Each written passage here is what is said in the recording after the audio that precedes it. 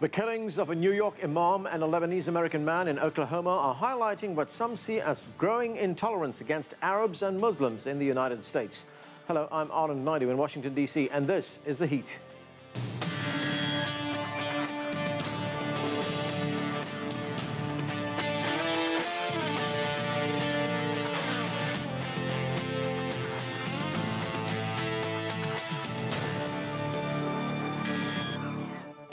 Reports of violence against Muslims have been on the rise since the 9/11 terrorist attacks in the U.S. in 2001. And according to a study by Georgetown University here in Washington, last year saw the highest number yet of reported incidents of violence and vandalism against Muslims.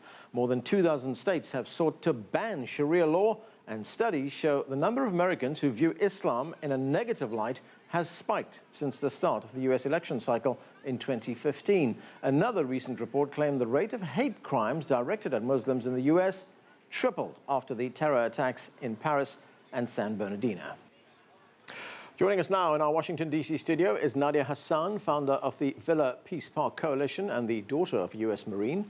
From Philadelphia, we're joined by Engy Abdelkader. She is the author of the report When Islamophobia Turns Violent, the 2016 U.S. presidential elections, and she's also a professor at Georgetown University. Also with us is Arjun Sethi, a writer and attorney based here in Washington, D.C.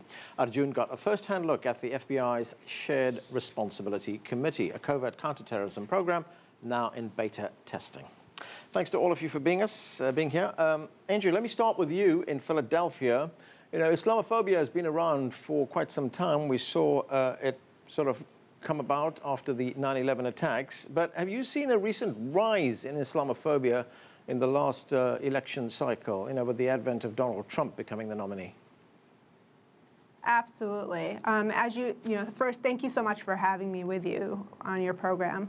As you mentioned, we actually conducted a study that looked specifically during this election cycle at the relationship between Islamophobic political rhetoric and acts and threats of violence directed towards American Muslims or those perceived to be, as well as their institutions.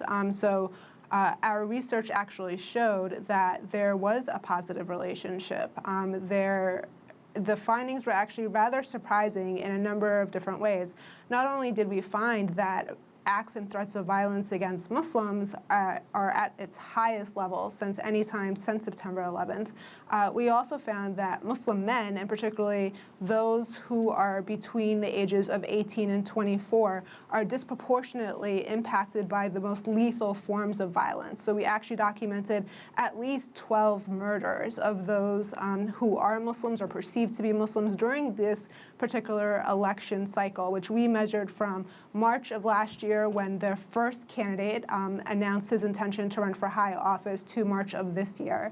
In addition, we also found that when compared to pre-election level violence, Muslims are still suffering about 3 to 5 times as much acts or threats of violence, which is rather disturbing. Nadia, we're hearing a lot about Muslims. We're hearing a lot about Islamophobia during this election campaign. Of course, we're hearing a lot about it from Donald Trump. He once talked about banning Muslims, then now he's talking about vetting Muslims. What about the Clinton campaign? During the national convention, we heard Bill Clinton say that if you're Muslim and you love America and you hate terror, then you should be here and stay with us and win. Was that a bit of stereotyping there? Yes, it was. I did attend the Democratic National Convention, and to my surprise, actually, well, not really, I wasn't that surprised when I heard Bill Clinton's speech. We're hearing a lot of this Islamophobic rhetoric from electeds as well as from the media, and it's part of the narrative. It's part of winning political points.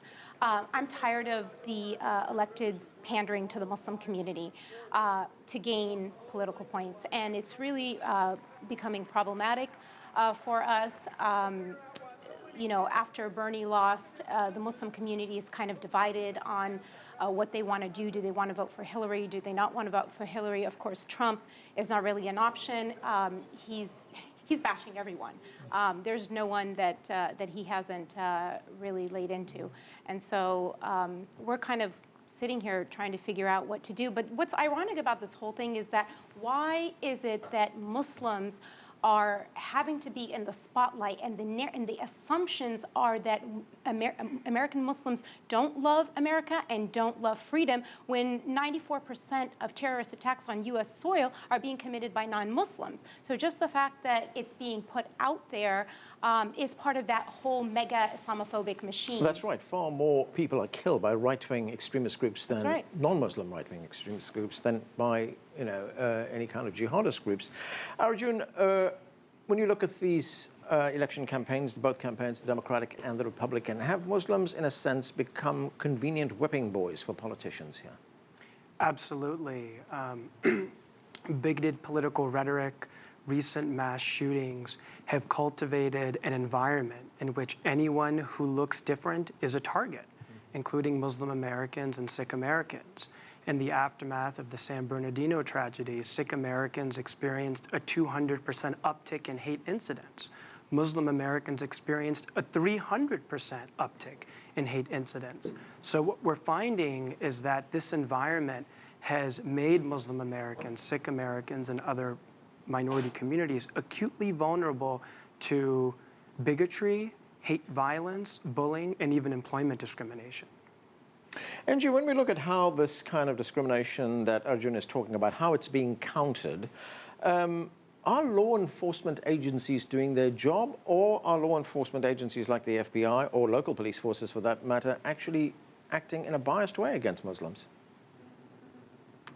No, I think that we find ourselves in a difficult environment. I think there's still a challenge regarding underreporting of these types of incidents. I need to note, actually, that in terms of the report that we put out at Georgetown, that it's not meant to be a comprehensive listing or representation of all of the acts or threats of violence that that community is experiencing. In reality, there's still some distrust of the law enforcement community, particularly in a context of countering violent extremism policies, which seem to disproportionately target the American Muslim community and tends to alienate members of that minority group. And so there is a reluctance, I think, to come forward and to report these incidents of violence to members of the law enforcement community. By the same token, even research shows that even when these incidents are reported to members of the law enforcement community, they don't always make their way into official reports concerning hate crimes. And so it's long been acknowledged by the U.S. Department of Justice, for instance, that while the annual statistics that are published by the FBI about levels of hate crimes that Americans across the country, including Muslim Americans in Sikhs, for instance, but also Jewish Americans and others, that they experience is not actually accurate, right? But it's significant still because it represents a trend. And it's important to note that even in terms of the statistics that we saw come from the FBI in 2014, they showed that hate crimes generally went down against almost every religious group in the United States except for Muslims, right? And then our research shows that those numbers are only continuing to climb. And again, our numbers are not comprehensive. They just represent an upwards trend. And so is there work that still needs to be done? Absolutely. But I think it's, in order for us to do that work, it's also important to acknowledge the factors that are contributing to the fear and hatred, hostility that is actually feeding into and causing this violence, right, against members of this community. And that includes the political rhetoric, but it also includes some other factors as well. So I think that it's important for us to have that discussion too. All right, Nadia, if we listen to the political rhetoric that Engy was talking about, if we listen to what Donald Trump is saying, what he's doing, if we look at what the Democratic Party is doing and how it responds to what Donald Trump is saying, you would get the perception that Islamophobia is confined to the extremist fringe groups in this country, but that's not the case, is it? I mean, we see law enforcement agencies spying on Muslim groups, spying on mosques. We see airlines throwing Muslims off planes. For what reason? Because they're dressed in a certain way, because men have beards, because some people are talking Arabic on the plane. So it's not just confined to fringe groups, is it? No. This is part of the American story. Trump is doing what he knows how to do, which is divide, and he claims he wants to make America great again, but really what he wants to do is he wants to make America white again. And we have to remember that America was not white. This was a land that belonged to the indigenous people of this country, and it belonged to the Native Americans. And we have to remember that the white people came over here from Europe, and they took the lands, stole the lands, kicked people out of their lands, killed people. And so this is a land of immigrants. And so if he can't remember where he came from and where his ancestors came from, then we've got a candidate who's running for president who's got serious amnesia. And so, you know, the Muslim community was not the first community to be targeted. We know the Italians, the Jews, the Catholics, the Japanese all had to go through this. And so one of the things that I want to highlight here is that capitalism is a system, is an economic system in which prejudice, bias, and racism is rooted in. And so when we understand these economic structures in which we're living, the whole system that we're living in, then we can understand why there is a mentality, there is a need to divide, to spread hatred and prejudice and intolerance, because it pays, it sells. People are gaining from it. And unfortunately, Islamophobia is another part of the larger, the broader issue, the broader problem.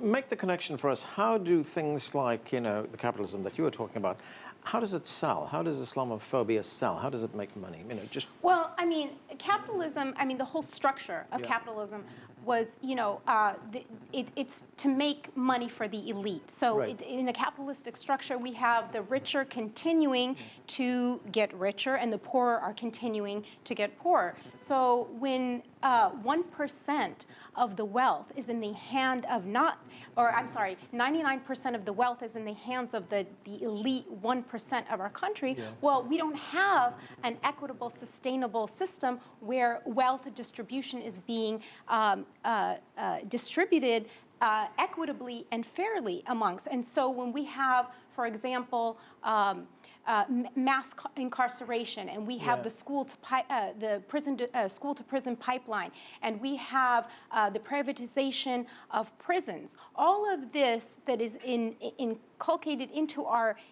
system, into our justice system, it is not about our justice system is not about putting the bad guys away anymore. It's about making money. It's not about upholding justice in society. It's about who could win, who could gain, and who could benefit on the backs of somebody else. Well, it also takes a whole group of voting adults out of the election process. Arjun, when we look at the way law enforcement agencies are trying to counter the problem of Islamophobia and the strategies that they're trying to develop, and you've done a lot of work with them on this, it's sometimes based on some very questionable assumptions. For one, there is one assumption that the more people pray at a mosque, the more likely they are to become terrorists. Where did these come from? Absolutely. When I think of law enforcement and its relationship with the Muslim American community, I think law enforcement in general views the Muslim American community as suspect. I'll give you 3 examples. Look at the watch listing program. You can be branded a terrorist in America based on a single Facebook or Twitter post. And as a consequence, Dearborn, Michigan has more watch-listed residents than any other city in the country except for New York. Why? Dearborn, Michigan has a very large Muslim American population. Right. Look at suspicious activity reporting, which asks local law enforcement to report activity they consider to be suspicious. We've had incidents where Muslim Americans have been reported to law enforcement for taking photos of bridges, for purchasing home computers at Best Buy, for playing video games online, for purchasing large pallets of water from Costco.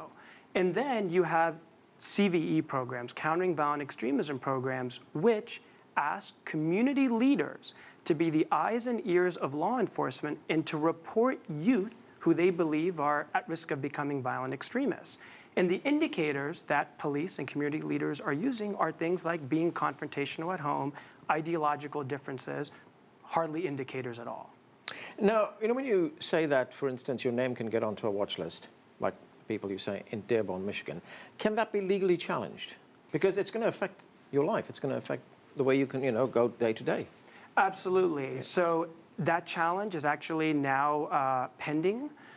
There's a federal court who's looking into that issue, and we are confident that the process for challenging a name on the watch list will be improved, but we still have very little insight into how an individual is placed on the watch list, and the information we do have came through a leak a few years ago. Because we did have that case a few years ago, I'm not sure whether you're aware of it, a case of a Malaysian professor who was here in the United States who had her name put onto the no-fly list, and when she challenged it, the state said, we cannot tell you the reasons why we put her name on the list because that would compromise state security. So how do you challenge something like that? It's my understanding, again, that the process for challenging your designation as a terrorist through the watch listing system is being litigated, Right. and that process is being improved.